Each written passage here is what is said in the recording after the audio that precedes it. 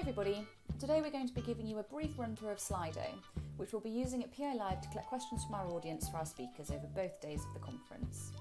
You can use Slido in your mobile browser on your smartphone, and there's no need to download an app of any kind.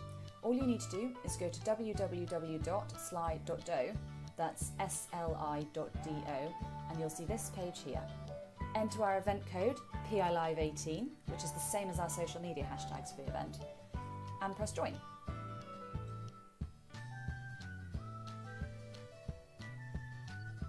Now, you need to select the room you're in to make sure your questions go to the right person.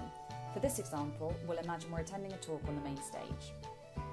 In this section, you can ask a question, see what questions have already been asked and what questions of yours are awaiting review, and you can also vote in any polls that have been posted by clicking up here.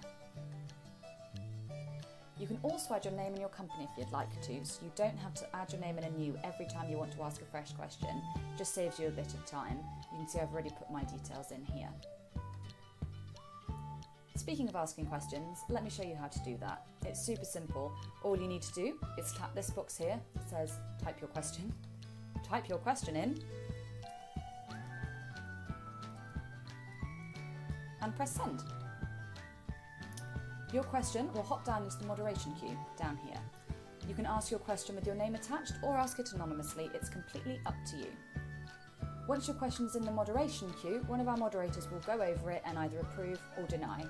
We're going to be filtering out any questions containing profanity, so let's keep it clean. And we'll also automatically be filtering out any duplicate questions or questions very similar to ones that have already been asked. Once questions have passed moderation, they appear in the question queue, like this one here. Other people can vote on your question in the queue, and you can vote on other people's, so the most popular questions will hop to the top and are more likely to be answered. We really like this feature, so if you want to, please do scroll down to the list of questions and give a thumbs up to the ones you really want answered. That way, our speakers and moderators know what their audience wants to hear about most, and our most relevant questions will rise to the top of the list.